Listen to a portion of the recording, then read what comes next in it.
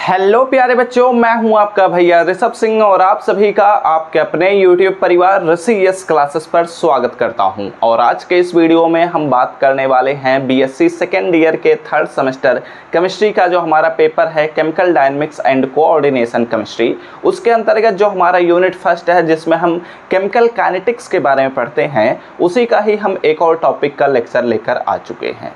और इस लेक्चर में हम बात करने वाले हैं कि फर्स्ट ऑर्डर रिएक्शन क्या होता है। फर्स्ट ऑर्डर रिएक्शन के हम कॉन्सेप्ट को समझेंगे, उसके हम कुछ थ्योरेटिकल पॉइंट ऑफ व्यू से भी चीज़ों को समझने की कोशिश करेंगे, साथ ही साथ इसमें एग्जांपल्स भी देखेंगे और इसके रेट कांस्टेंट के यूनिट को भी हम डिटरमाइन करने वाले हैं। तो चलिए अपने इस वीडियो की शुरुआत करते हैं। लेकिन अगर आप सब इस चैनल पर पहली बार आए होंगे और अपनी तैयारी को स्टार्टिंग से बेहतर बनाना चाहते हैं तो ज़रूर सब्सक्राइब करने के साथ बेल आइकन को ऑल पर सेलेक्ट कर लीजिएगा। और पिछले लेक्चर्स को नहीं देखे हैं जिसमें हमने यूनिट फर्स्ट के ऑलरेडी काफ़ी सारे लेक्चर्स को प्रोवाइड कर दिया है, तो आप लोग ज़रूर चेकआउट कर लीजिए। पूरे प्लेलिस्ट का लिंक आप सभी को डिस्क्रिप्शन में मिल जाएगा, अदरवाइज आई बटन पर भी आपको लेक्चर्स मिल जाएंगे। अब चलिए अपने कॉपी और पेन लेकर बैठ जाइए, सभी चीज़ों को नोट डाउन करना स्टार्ट कर दीजिए। अगर अभी नोट्स नहीं बनाते तो आप हमारे टेलीग्राम चैनल और साथ ही साथ आप हमें इंस्टाग्राम पर भी फॉलो कर सकते हैं, उनके लिंक आप सभी को डिस्क्रिप्शन में मिल जाएंगे। ठीक है, देखो बच्चों, हम पहले ही यह बात समझ चुके हैं कि रेट ऑफ रिएक्शन क्या होता है। हमने बहुत ही डिटेल में रेट ऑफ रिएक्शन को सब कुछ डिटेल में डिस्कस कर लिया है। उसके बाद हमने मॉलिक्यूलरिटी को समझा, उसके बाद हमने रेट लॉ वगैरह, लॉ ऑफ मास एक्शन भी समझा, और देन हमने ऑर्डर ऑफ रिएक्शन पर बात करना स्टार्ट किया है। तो ऑर्डर ऑफ रिएक्शन का कॉन्सेप्ट और हमने अपने पिछले क्लास में जीरो ऑर्डर रिएक्शन को भी कंप्लीट कर लिया है। अगर उन चीज़ों को समझ चुके हैं, सारी चीज़ों को अच्छे से देख चुके हैं, सभी चीज़ों का रिवीजन कर चुके हैं, तो इस लेक्चर को अब देखना स्टार्ट करिए। अदरवाइज आप लोग पहले उन चीज़ों को रिवाइज ज़रूर कर लीजिएगा, ठीक है, क्योंकि सारी चीज़ें अब जीरो ऑर्डर रिएक्शन से ही लगभग सिमिलर चलेंगी। तो ऐसे सिचुएशन में आपको ध्यान रखना है। चलिए अपने कॉपी में हेडिंग लगाइएगा फर्स्ट ऑर्डर रिएक्शन। ठीक है, हम बात करने वाले हैं कि फर्स्ट ऑर्डर रिएक्शन क्या होता है। ठीक है, फर्स्ट ऑर्डर रिएक्शन क्या होता है इसके बारे में हम बात कर लेते हैं। पहले कॉन्सेप्ट को समझ लेते हैं। देखो बच्चों, हमने फर्स्ट जीरो ऑर्डर रिएक्शन में भी यह बात कर लिया था कि अगर हमारे पास कोई भी एक रिएक्शन है, लेट अस सपोज कि हमारे पास एक रिएक्शन है जिसमें ए रिएक्टेंट है और पी हमारे पास प्रोडक्ट है। ठीक है, तो इसका अगर हमें बताना है कि यह कितने ऑर्डर का रिएक्शन है तो हमें इसका रेट लॉ पता होना चाहिए, यानी कि रेट इज इक्वल टू हमें पता होना चाहिए कि के कांस्टेंट है, रिएक्टेंट ए है और इसके पावर हमारे पास स्मॉल पी है। यह स्मॉल पी एक नंबर को रिप्रेजेंट कर रहा है और यह जो हमारे पास पी है यह प्रोडक्ट को रिप्रेजेंट कर रहा है। ओके, तो हम कह रहे हैं कि यह हमारे पास फर्स्ट ऑर्डर रिएक्शन है और यह फर्स्ट ऑर्डर रिएक्शन केवल और केवल तभी हो सकता है इफ़ एंड ओनली इफ़ यह फर्स्ट ऑर्डर रिएक्शन हो सकता है जब हमारे पास P का जो वैल्यू है वह 1 हो जाए। और इस P के वैल्यू को अगर उसमें हम सब्सटीट्यूट कर देते हैं तो रेट हमारे पास K constant, rate constant K के बराबर एंड इनटू हमारे पास रिएक्टेंट A के कंसंट्रेशन के बराबर हो जा रहा है। इट मीन्स दैट कि यहाँ पर हमारे पास जो रेट ऑफ रिएक्शन है वो डायरेक्टली प्रोपोर्शनल है किसके, रिएक्टेंट ए के कंसंट्रेशन के। ठीक है, यानी कि हमारे पास जो रेट ऑफ रिएक्शन है वह डायरेक्टली प्रोपोर्शनल है concentration of the reactant A. Okay, तो इसका क्या मतलब हुआ? जब हमने देखा था जीरो ऑर्डर रिएक्शन के बारे में तो हमने समझा था कि जीरो ऑर्डर रिएक्शन में जो रेट ऑफ रिएक्शन है वह रिएक्शन के रिएक्टेंट के कंसंट्रेशन पर डिपेंड ही नहीं कर रहा है। यानी कि हम कितना भी अगर रिएक्टेंट का कंसंट्रेशन बढ़ाएं या घटाएं, जो रिएक्शन का रेट होगा उस पर किसी भी प्रकार का कोई भी इफेक्ट नहीं पड़ेगा। वो जिस गति से हो रहा है वह उसी गति से होता था। बट अगर यहाँ पर हम बात करते हैं फर्स्ट ऑर्डर रिएक्शन के लिए, तो फर्स्ट ऑर्डर रिएक्शन में हमने यह समझा था कि यह जो हमारे पास रिएक्टेंट के कंसंट्रेशन के पावर में जो हम रेट लॉ के टर्म में लिख रहे हैं वह अगर वैल्यू हमारे पास 1 के बराबर हो जाता है। ठीक है, सपोज करते हैं कि एक दूसरा रिएक्टेंट है B, उसके पावर Q लगा हुआ है, तो P प्लस Q का वैल्यू अगर 1 के बराबर हो जाता है तो ऐसे सिचुएशन में भी हम कहेंगे कि वह भी हमारे पास फर्स्ट ऑर्डर रिएक्शन ही है। ठीक है, तो फिलहाल हम यहाँ पर एक ही रिएक्टेंट को डिफाइन करते हुए चीज़ें बात कर लेते हैं, इससे हमारा काम आसान हो जाता है, कॉन्सेप्ट समझना आसान हो जाता है। इसलिए मैंने यहाँ पर बोला है ये एक्चुअली n के बराबर ही तो है। हम ऑर्डर ऑफ रिएक्शन को n से रिप्रेजेंट करते थे, तो अगर order of reaction n is equal to 1 के बराबर है तो it means that p is equal to 1 के बराबर होगा, क्योंकि एक ही रिएक्टेंट है। ओके ठीक है, इतनी बातें तो समझ में आ रही हैं। तो हमने यह बात आपको बताया था कि जीरो ऑर्डर रिएक्शन में जो रेट ऑफ रिएक्शन है वह रिएक्टेंट के कंसंट्रेशन पर डिपेंड नहीं करता, बट फर्स्ट ऑर्डर रिएक्शन में हम देख रहे हैं कि रेट ऑफ रिएक्शन जो है वह रिएक्टेंट के कंसंट्रेशन के पावर 1 पर डिपेंड कर रहा है। यहाँ पर 1 ही तो है। तो इसका क्या मतलब हुआ? इसका मतलब ये हुआ कि अगर हम रिएक्टेंट के कंसंट्रेशन को बदलते हैं, चाहे उसे हम बढ़ाएं चाहे उसे हम घटाएं, तो उसका रेट ऑफ रिएक्शन भी जो होगा वह भी बदलेगा, चेंज होगा, उस पर प्रभाव पड़ेगा। अगर हम रिएक्टेंट के कंसंट्रेशन को 2 टाइम्स इंक्रीज कर देते हैं, ठीक है, यानी कि हम 2x कर दिए, तो ऐसा सिचुएशन में हमारा जो रेट ऑफ रिएक्शन होगा वो भी 2x गति से ही चलेगा।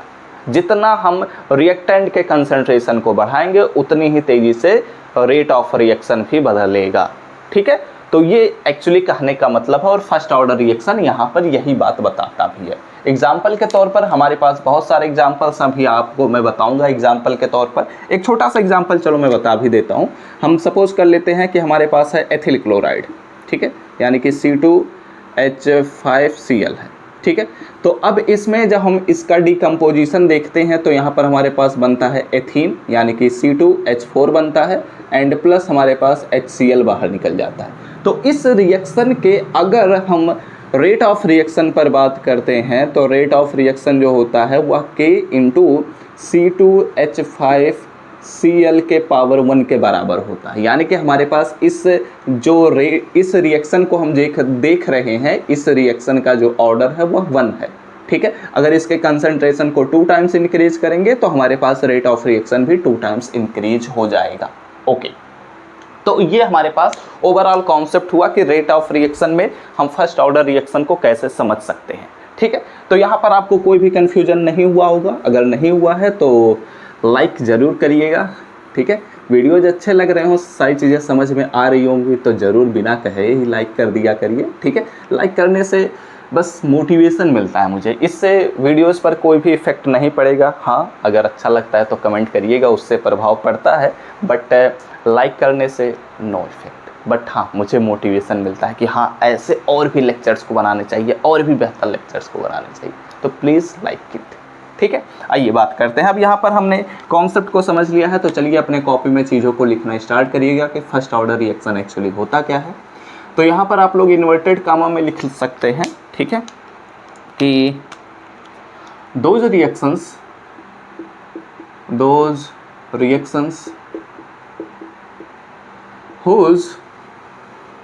रेट ऑफ रिएक्शन, ठीक है। 1 मिनट रुकिएगा, ये ऑफ क्यों हो गया, 1 मिनट रुक जाइएगा।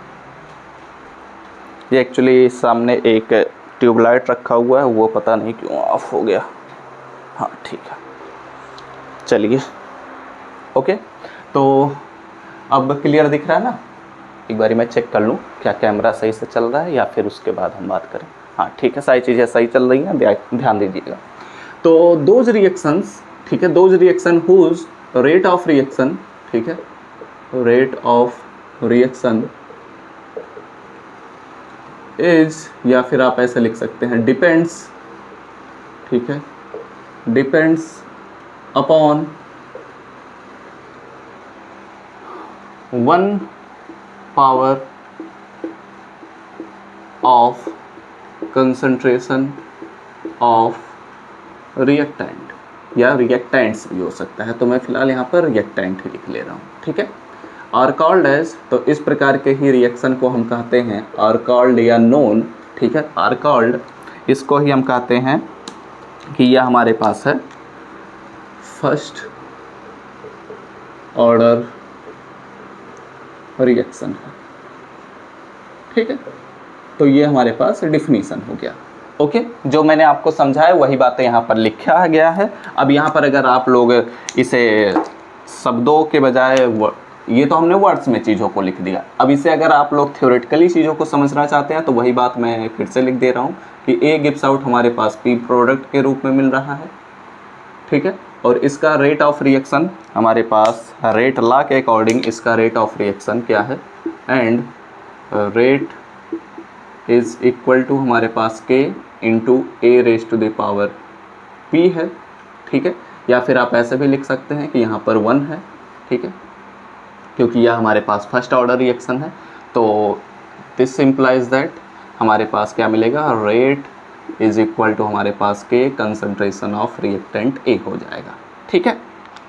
तो यहाँ पर हम इस प्रकार से क्या कह सकते हैं, तो इस प्रकार से हम यह कह सकते हैं कि जो हमारे पास रेट ऑफ रिएक्शन है वह रिएक्टेंट के कंसंट्रेशन के डायरेक्टली प्रोपोर्शनल है। तो इस बात को भी हमने यहाँ पर लिखना स्टार्ट किया। तो लिख सकते हैं कि क्या लिख सकते हैं, ऐसे लिखिए आप लोग कि फॉर, ठीक है, फॉर फर्स्ट ऑर्डर रिएक्शन, ठीक है, फर्स्ट ऑर्डर रिएक्शन के लिए हम बात कर रहे हैं, दी रेट ऑफ रिएक्शन, ठीक है, the rate of reaction is directly, ठीक है, directly proportional to, directly proportional to the concentration of the reactant, ठीक है। और ये बातें मैं आपको ऑलरेडी समझाया था, तो इसलिए मैं यहाँ पर इन चीज़ों को लिख भी दिया, ठीक है। जो चीज़ें हम पहले से जानते हैं उन चीज़ों को आप लोग लिख सकते हैं। और यहाँ पर हम ऐसा भी बना सकते थे कि इसके पावर मैंने P लिख दिया, P = 1 लिख दिया, देन उसके बाद भी हम इस स्टेप को लिख सकते थे, ठीक है। तो आप कैसे भी लिख सकते हैं, अगर आप कॉन्सेप्ट को समझ चुके हैं तो आप एग्ज़ाम में बैठेंगे जब लिखने के लिए तो आपका हाथ खुद ही चलेगा। प्रैक्टिस ज़रूरी है, कॉन्सेप्ट समझना ज़रूरी है, उसके बाद आपके हाथ रुक नहीं सकते, ठीक है। तो बहुत ही अच्छे तरीके से आप लोग सारी चीज़ों को लिखेंगे, बट ध्यान देते हुए चलना है, फोकस रखना है, फोकस फोकस फोकस, ओके। तो अब यहाँ पर अगर हम बात करते हैं तो हमने इतनी चीज़ों को समझ लिया। अब यहाँ पर अगर हम कुछ और भी चीज़ों को लिखना चाहते हैं तो आप ऐसे भी लिख सकते हैं, मैं जो आपको समझाया उस बात को भी मैं लिख दे रहा हूँ कि इफ़ वी इंक्रीज, ठीक है, if we increase the concentration of the reactant, ठीक है, रिएक्टेंट टू टाइम्स, ठीक है, देन तो ऐसा सिचुएशन में जो रेट ऑफ रिएक्शन होगा, then the rate of reaction becomes 2x या फिर 2 टाइम्स लिख सकते हैं, ठीक है, ओके। तो ये बस मैं आपको समझाने के लिए बताया कि अगर 3 टाइम्स कर देंगे तो यह भी 3 टाइम्स हो जाएगा, क्योंकि सेकेंड ऑर्डर रिएक्शन में हम देखेंगे कि जब हम 2 टाइम्स कर रहे हैं तो रेट ऑफ रिएक्शन 4 टाइम्स हो जा रहा है, ठीक है। तो बताऊंगा वहाँ पर जो आपको सेकेंड ऑर्डर रिएक्शन पढ़ाऊंगा तो आप लोग इतनी चीज़ों का स्क्रीनशॉट ले लीजिए। इसके अलावा इसमें और कुछ चीज़ें समझने की ज़रूरत नहीं है। चलिए अब इसमें एग्जाम्पल्स पर हम बातें करेंगे, बहुत सारे एग्जाम्पल्स को हम देखेंगे, फिर उसके बाद हम आगे बढ़ेंगे। तो take this screenshot, okay. Screenshot हो चुका होगा तो मैं अब चीज़ों को इरेज कर रहा हूँ। हर एक चीज़ को अच्छे से लिखिएगा नोट्स में, ठीक है, नोट्स के फॉर्मेट में ही चीज़ों को बनाइए, क्योंकि यहाँ पर मैं जानबूझकर आपको नोट्स के फॉर्मेट में ही चीज़ें लिखवा रहा हूँ। अदरवाइज़ समझाने के लिए तो हम चीज़ें पहले ही समझ चुके थे, पहले 5-10 मिनट में हम कॉन्सेप्ट समझ चुके होते हैं, ठीक है। लेकिन हाँ, थोड़ा सा टाइम लेकर हम चीज़ों को समझने के बजाय लिखने में भी फोकस करते हैं, क्योंकि एग्ज़ाम में तो भाई लिखना ही ज़रूरी है, कॉन्सेप्ट तो घर पे भी समझ लेते हैं बच्चे ठीक है। खैर आइए, तो ये हमने बातें कर लिया। अब चलिए कुछ एग्जांपल्स देखते हैं, फिर उसके बाद हम आगे बात करेंगे क्लिक करते हुए एग्जांपल्स, ठीक है। एग्जांपल्स में हम बहुत सारे एग्जांपल्स देखेंगे, जैसे कि सबसे पहले एग्जांपल पर अगर हम बात करते हैं तो डीकम्पोजिशन, ठीक है, डीकम्पोजिशन ऑफ, किसका डीकम्पोजिशन हम देख रहे हैं, इसमें हम देख रहे हैं सबसे पहले तो जो मैंने एक छोटा सा एग्जांपल लिया था उस एग्जांपल पर बात कर लेते हैं एथिल क्लोराइड का। ठीक है, तो एथिल क्लोराइड के अगर हम डिकम्पोजिशन पर बात करते हैं तो यहाँ पर हमारे पास मिलेगा C2H5Cl और यहाँ पर हमारे पास बन जा रहा है C2H4 एंड प्लस हमारे पास HCl बाहर निकल जा रहा है। ठीक है, तो इसका रेट ऑफ रिएक्शन जो होता है वह रिएक्टेंट के कंसंट्रेशन के डायरेक्टली प्रोपोर्शनल होता है, यानी कि यह फर्स्ट ऑर्डर रिएक्शन है। ठीक है, ओके, तो ये हमारे पास एक एग्जांपल हुआ। इसमें आप रेट ऑफ रिएक्शन को भी लिख सकते हैं या फिर आप छोड़ सकते हैं, क्योंकि यहाँ पर हमने फर्स्ट ऑर्डर रिएक्शन के लिए ही एग्जांपल पर बात किया है, तो इसका फर्स्ट ऑर्डर रिएक्शन ही है। ठीक है, तो आप चाहें तो लिख सकते हैं, अदरवाइज स्किप कर सकते हैं, बट चलो मैं लिखवा देता हूँ। ठीक है, तो यहाँ पर हमारे पास जो रेट होगा वह डायरेक्टली प्रोपोर्शनल होगा किसके, C2H5Cl के पावर 1 होगा। ठीक है, यहाँ पर ऐसे भी आप लिख सकते हैं। ओके, तो ये हमने अपने पहले एग्जाम्पल पर बात कर लिया। दूसरे एग्जाम्पल पर अगर आप बात करना चाहते हैं तो चलिए डीकम्पोजिशन। ठीक है, डीकम्पोजिशन ऑफ कौन सा एग्जाम्पल हम ले लें, चलो अमोनियम नाइट्राइट हम ले लेते हैं। ठीक है, अमोनियम नाइट्राइट। ठीक है, हमने क्या लिया, अमोनियम नाइट्राइट का एग्जाम्पल ले लिया। ठीक है, तो अमोनियम नाइट्राइट पर अगर हम बात करते हैं तो अमोनियम नाइट्राइट का होता है NH4NO2। अब इसका जब हम डीकम्पोजिशन देखेंगे ना तो यहाँ पर हमारे पास क्या मिल जाएगा, यहाँ पर हमारे पास 2 नाइट्रोजन बाहर निकलता है और प्लस यहाँ पर अगर हम देखेंगे तो 4 हाइड्रोजन है, 2 ऑक्सीजन है। इसका मतलब यह हो जाएगा 2H2O बन जाएगा। ठीक है, तो इसका भी अगर आप रेट ऑफ रिएक्शन लिखना चाहते हैं तो इसका भी रेट ऑफ रिएक्शन जो होता है वह डायरेक्टली प्रोपोर्शनल होता है कंसंट्रेशन ऑफ रिएक्टेंट के पावर 1। ठीक है, तो ये हमारे पास मिलेगा। ये हमने दूसरा एग्जाम्पल देख लिया। ऐसे हमारे पास बहुत सारे एग्जाम्पल्स हैं, मैं फ़िलहाल कुछ एग्जाम्पल्स लिखवा देता हूँ क्योंकि अक्सर आपसे एग्ज़ाम में भी एग्जाम्पल्स पूछ लिए जाते हैं। ठीक है, तो अगला एग्जाम्पल लिखिएगा डीकम्पोजिशन ऑफ किसका, नाइट्रोजन पेंटा ऑक्साइड देख लेते हैं इस बार। ठीक है, नाइट्रोजन पेंटा ऑक्साइड। ठीक है, अगर नाइट्रोजन पेंटा ऑक्साइड का आप देखना चाहते हैं डीकम्पोजिशन तो ऐसे हो सकता है, यहाँ पर N2O5 है, इसी को ही हम नाइट्रोजन पेंटा ऑक्साइड कहते हैं। तो यहाँ पर हमारे पास, हाँ ठीक है, यहाँ पर हमारे पास बनेगा NO। ठीक है, और यहाँ पर हमारे पास इसका 2 टाइम्स NO2 बनता है। ठीक है, 2 नाइट्रोजन हो गया, 2 ऑक्सीजन हो गया, बैलेंस करने के लिए 1 ऑक्सीजन अभी बच रहा है, तो O2 के फॉर्मेट में ही निकलेगा, लेकिन इसका एक मॉलिक्यूल आधा हो जाएगा, यानी कि O बनेगा। ठीक है, तो ये हमने एक और एग्जांपल देख लिया। इसका भी अगर आप रेट ऑफ रिएक्शन लिखना चाहते हैं तो वह भी डायरेक्टली प्रोपोर्शनल होता है N2O5 के पावर 1 के, यानी कि समझ गए होंगे कि यह भी हमारे पास फर्स्ट ऑर्डर रिएक्शन है। तो आप लोग इतनी चीज़ों का स्क्रीनशॉट ले लीजिए। ये हमने 3 एग्जांपल्स पर बातें कर लिया। चलिए इसके बाद और भी एग्जांपल्स को हम डिस्कस कर लेते हैं। ठीक है, तो स्क्रीनशॉट जल्दी से लीजिए। ठीक है, स्क्रीनशॉट हो गया ना, अरे छाप चुके होंगे, हाँ छापो जल्दी। अच्छा ठीक हो गया ना, ओके। चलिए अब बात करते हैं कुछ 1-2 एग्जांपल्स और देख लेते हैं। ठीक है, चलो एक एग्जांपल और देख लेते हैं, फिर उसके बाद हम इसमें फिर हम बात कर लेते हैं कि हमारे पास यूनिट। ठीक है, इसका जो रेट कांस्टेंट हमने के देखा है वह फर्स्ट ऑर्डर रिएक्शन के लिए यूनिट क्या होगा, और जीरो ऑर्डर रिएक्शन में भी मैं आपको कुछ चीज़ें छोड़ा नहीं था एक्चुअली, उसे मैं बताना चाहता था, बट वीडियो काफ़ी बड़ा हो चुका था, इसलिए मैं थोड़ा सा शॉर्टली समझा दिया था। तो अब उसके बाद हम आगे बढ़ते हैं। ठीक है, तो हम अपने चौथे एग्जाम्पल की तरफ बढ़ रहे हैं, जिसमें हम बात करेंगे डीकम्पोजिशन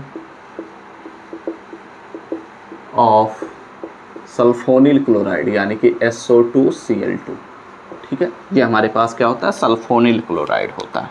ठीक है, तो इस प्रकार SO2Cl2 जब डीकम्पोज होता है तो यहाँ पर हमारे पास बनता है SO2 + Cl2 बनता है।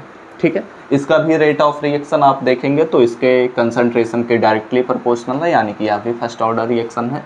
चलिए एक और बता देता हूँ क्योंकि यह इम्पॉर्टेंट है, ठीक है।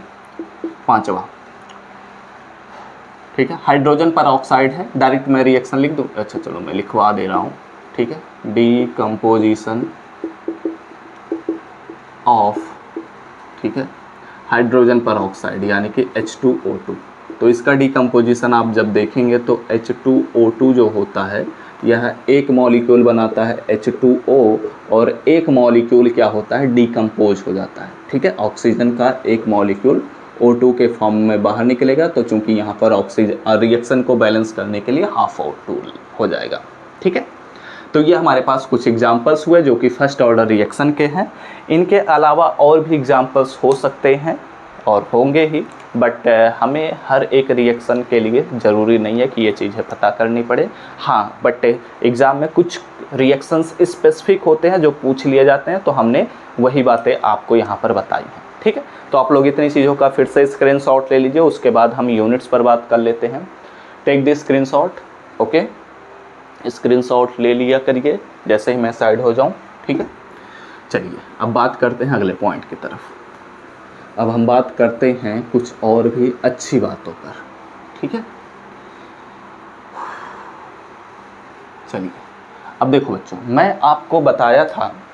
आपको बताया था कि जब हम जीरो ऑर्डर, एक सेकंड पहले इन चीज़ों पर फोकस करिए।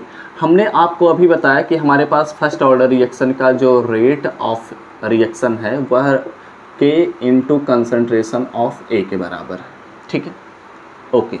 अब देखो ये हमारे पास क्या है, फर्स्ट ऑर्डर रिएक्शन के लिए रेट ऑफ रिएक्शन है, ठीक है। हम अगले लेक्चर में आपको पढ़ाएंगे फर्स्ट ऑर्डर रिएक्शन के रेट इक्वेशन के बारे में, यानी कि इंटीग्रेटेड रेट लॉ आपको पढ़ाएंगे, ठीक है। तो इंटीग्रेटेड रेट लॉ जब मैं आपको पढ़ाऊंगा तो वहाँ पर मैं बताऊंगा कि एक एक्सप्रेशन हमारे पास मिल रहा है K is equal to 2.303 upon में T log on base 10 concentrate, यहाँ पर आप लिख लीजिए इनिशियल कंसंट्रेशन अपॉन में यहाँ पर हमारे पास T समय पश्चात क्या कंसंट्रेशन है वह लिख लीजिए, ठीक है। जैसे मैंने आपको पढ़ाया था, ये तो हमारे पास फर्स्ट ऑर्डर रिएक्शन का है, ठीक है, फर्स्ट ऑर्डर रिएक्शन का है। मैंने आपको जीरो ऑर्डर रिएक्शन भी पढ़ाया था, ठीक है। तो जब जीरो ऑर्डर रिएक्शन मैंने आपको पढ़ाया है तो उसमें मैंने आपको बताया था कि 1 अपॉन में T, एंड यहाँ पर हमारे पास मिल रहा था concentration of A0 minus concentration of A हमारे पास मिल रहा था, ठीक है। तो ये हमने उसके रेट कांस्टेंट का एक्सप्रेशन बताया था, और ये हमारे पास फर्स्ट ऑर्डर रिएक्शन का रेट कांस्टेंट का एक्सप्रेशन है, जो कि हम अगले लेक्चर में इसको ड्राइव भी करेंगे, ठीक है। तो यहाँ पर एक्चुअली मैं क्या समझाना चाहता हूँ, ये बात आप समझिए कि हमने यहाँ से क्या किया था, अपने इस रेट कांस्टेंट का यूनिट डिटरमाइन किया था, और इस रेट कांस्टेंट का जो हमने यूनिट डिटरमाइन किया था तो हमें पता चला था कि mole litre inverse second inverse हमारे पास मिला था, ठीक है। और अब हमें फर्स्ट ऑर्डर रिएक्शन के लिए रेट कांस्टेंट का हम यूनिट डिटरमाइन करने वाले हैं, तो हम कैसे ड्राइव कर सकते हैं इस पर हम बात करना चाहते हैं, आपको समझाना चाहते हैं। तो देखो बच्चों, हम जीरो ऑर्डर रिएक्शन के लिए इसका जो रेट कांस्टेंट है, ठीक है, उसको हम इसकी सहायता से भी डिटरमाइन कर सकते हैं यूनिट, और मैंने आपको और भी तरीके समझाए थे, बट वहाँ पर मैंने केवल शब्दों में बताया था, यहाँ पर मैं उसको और एक्सप्लेन करने वाला हूँ, ठीक है। तो हमने रेट लॉ वाला जब लेक्चर पढ़ा था, आप लोगों को अगर याद नहीं है तो कॉपी में पेज पलट लीजिएगा। वहाँ पर मैंने आपको बताया था कि हमारे पास जो रेट कांस्टेंट K होता है, ठीक है, इसका अगर यूनिट आप डिटरमाइन करना चाहते हैं, unit of rate constant K, तो वह होता है मोल लीटर इनवर्स के power 1 minus n second inverse, ठीक है। कॉपी में देख लीजिएगा, अगर याद नहीं है तो याद कर लीजिए, नहीं तो कॉपी में देख लीजिए, ठीक है। तो मैंने आपको बताया था कि यह जो हमारे पास यहाँ पर n लिखा हुआ है, यह जो n लिखा हुआ है, यह क्या होता है, यह हमारे पास ऑर्डर को रिप्रेजेंट करता है कि वह रिएक्शन कितने ऑर्डर का है। तो अगर हम जीरो ऑर्डर रिएक्शन के लिए यूनिट को डिटरमाइन करना चाहते हैं, रेट कांस्टेंट का unit for zero order reaction, ठीक है, फॉर जीरो ऑर्डर रिएक्शन, तो ऐसे सिचुएशन में जो इस रेट कांस्टेंट के का यूनिट होगा, यहाँ पर n का वैल्यू 0 रखेंगे तो यहाँ पर हमारे पास मिलेगा मोल लीटर इनवर्स के पावर 1 हो जाएगा और यहाँ पर हो जाएगा सेकेंड इनवर्स। तो अब पावर 1 है तो यानी कि हमारे पास ओवरऑल वैल्यू यही होगा। तो इस प्रकार आप देख सकते हैं कि जीरो ऑर्डर रिएक्शन के लिए हम रेट कांस्टेंट का जो यूनिट डिटरमाइन कर रहे हैं हम इस फार्मूले की सहायता से डिटरमाइन किए या फिर इस एक्सप्रेशन की सहायता से डिटरमाइन किए। दोनों सिचुएशन में यूनिट सेम ही मिल रहा है। ठीक है, आप एक और तरीके से डिटरमाइन कर सकते हैं। कैसे? हमने आपको बताया था कि जैसे rate for zero order reaction जो होता है वह रेट कांस्टेंट के बराबर होता है। ठीक है, मैंने आपको बताया था क्योंकि इसमें कंसंट्रेशन a के पावर 0 होता है। तो ऐसे सिचुएशन में अब इसका हम निकालना चाहते हैं रेट यूनिट, तो ऐसे सिचुएशन में हमारे पास रेट के ही यूनिट के बराबर होता है। और रेट ऑफ रिएक्शन का यूनिट मैंने आपको पहले भी पढ़ाया है कि mole litre inverse second inverse होता है। तो हम चाहे इस तरीके से निकालें, चाहे हम इस फार्मूले की सहायता से निकालें या फिर हम इस तरीके से निकालेंगे, हमारे पास जो यूनिट मिलेगा रेट कांस्टेंट का वो हर सिचुएशन में सेम ही होगा फॉर जीरो ऑर्डर रिएक्शन।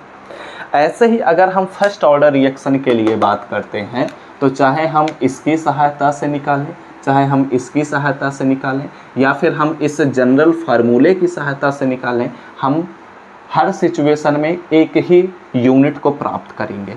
ठीक है, तो हम इसकी सहायता से फिलहाल नहीं बात कर रहे हैं क्योंकि ये हम अपने अगले लेक्चर में पढ़ेंगे कि इसको कैसे ड्राइव करते हैं। तो हम इसकी सहायता से और इसकी सहायता से यहाँ पर आपको फर्स्ट ऑर्डर रिएक्शन का यूनिट निकालना बताते हैं। ठीक है, इतनी बातें आपको समझ में आई ना? कोई बहुत बड़ी बात मैंने नहीं बताई है, बस यहाँ पर मैं आपको फर्स्ट ऑर्डर रिएक्शन और जीरो ऑर्डर रिएक्शन को एक्चुअली समराइज़ करते हुए चीज़ों को समझाना चाहता था। ठीक है, और ये फार्मूला भी बताना चाहता था क्योंकि मैंने जीरो ऑर्डर रिएक्शन में बस केवल ओरली चीज़ों पर बात किया था, बट यहाँ पर हमारे पास थोड़ा टाइम मिला है तो हमने जीरो ऑर्डर रिएक्शन के यूनिट को हम कैसे डायरेक्ट फार्मूला से कैलकुलेट कर सकते हैं यह भी आपको मैंने बताया। ठीक है, तो अब आप अपने कॉपी में हेडिंग लगाइएगा यूनिट ऑफ रेट कांस्टेंट। ठीक है, रेट कांस्टेंट। अब ये रेट कांस्टेंट क्या है? ये हमारे पास फर्स्ट ऑर्डर रिएक्शन के लिए रेट कांस्टेंट हम निकाल रहे हैं। ठीक है, तो इसके लिए हमने देखा है कि हमारे पास लेट हम सपोज कर लेते हैं कि हमारे पास रिएक्शन A to P है और यहाँ पर हमारे पास जो रेट मिल रहा है रेट ऑफ रिएक्शन वह K कंसंट्रेशन ऑफ A के बराबर है। तो इसका अगर हम K का वैल्यू निकालेंगे तो यहाँ पर रेट अपॉन में कंसंट्रेशन ऑफ A हो जाएगा। ठीक है, और रेट ऑफ रिएक्शन का हम यूनिट ऑलरेडी पता कर चुके हैं। ठीक है, तो यहाँ पर हम लिख रहे हैं so unit of rate constant K is equal to unit of rate. ठीक है, unit of rate of reaction, rate of reaction upon में यूनिट ऑफ रिएक्टेंट का कंसंट्रेशन यानी कि कंसंट्रेशन। ठीक है, तो ऐसे सिचुएशन में अगर हम बात करते हैं तो रेट ऑफ रिएक्शन का यूनिट हम पहले से ही जानते हैं कि mole litre inverse second inverse होता है, अपॉन में कंसंट्रेशन का जो यूनिट होता है वह मोल लीटर इनवर्स होता है। ठीक है, तो इस प्रकार हम देख सकते हैं कि यहाँ से यह हमारे पास कैंसल आउट हो जाएगा, तो ओवरऑल वैल्यू हमारे पास सेकेंड इनवर्स मिल रहा है या फिर इसी को ही कहा जाता है 1/2 हमारे पास मिल रहा है। ठीक है, तो इस प्रकार हम कह सकते हैं कि यहाँ per unit of rate constant के फॉर फर्स्ट ऑर्डर रिएक्शन का जो यूनिट होगा वह सेकेंड इनवर्स होता है। ठीक है, ये बहुत ज़्यादा इम्पॉर्टेंट लाइन है, आप सभी को याद रखना है। ठीक है, क्योंकि आप सभी से एग्ज़ाम में डायरेक्ट क्वेश्चन पूछे जाते हैं। ओके, तो चाहे आप यहाँ से बॉक्स बना लीजिए या फिर आप यहाँ से बॉक्स बना लीजिए, बात एक ही होगा। ठीक है, वैसे यूनिट को हम हमेशा सेकेंड इनवर्स में ही लिखेंगे, इसलिए यहाँ पर इसे हटा सकते हैं, कोई दिक्कत की बात नहीं है। ठीक है, ओके, अब इसी को ही डायरेक्ट फार्मूला की सहायता से भी कैलकुलेट कर सकते हैं। मान लेते हैं आप इतनी चीज़ों को भूल जाते हैं तो आपसे एग्जाम में पूछ लिया गया, तो ऐसे सिचुएशन में आप डायरेक्ट फार्मूला अप्लाई करिए, मोल लीटर इनवर्स के power 1 - n second inverse.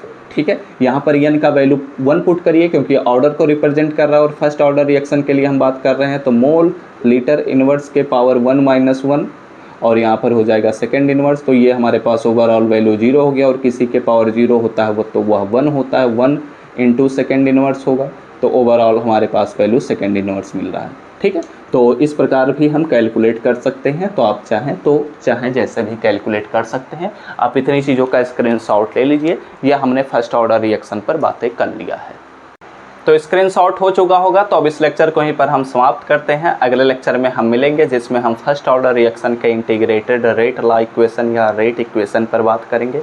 Then उसमें टाइम मिलता है तो हम ग्राफ पर भी बातें करेंगे और हाफ लाइफ पीरियड को भी हम डिस्कस करेंगे। तो चलिए अपने इस वीडियो के यहीं पर हम समाप्त करते हैं। उम्मीद करता हूँ सारी चीज़ें आपको अच्छे से समझ में आ चुकी होंगी। तो वीडियो अच्छा लगा हो तो जरूर लाइक करिएगा, कमेंट करते हुए जरूर हमें बताइएगा, अपने दोस्तों के साथ शेयर करना बिल्कुल मत भूलिए। और इस चैनल पर पहली बार आए होंगे, अपने तैयारी को स्टार्टिंग से बेहतर बनाना चाहते हैं तो ज़रूर सब्सक्राइब करने के साथ बेल आइकन को ऑल पर सेलेक्ट कर लीजिएगा। तो हमसे मिलते हैं अपने नेक्स्ट लेक्चर में, तब तक पढ़ते रहिए, संघर्ष करते रहिए और सफल होते रहिए।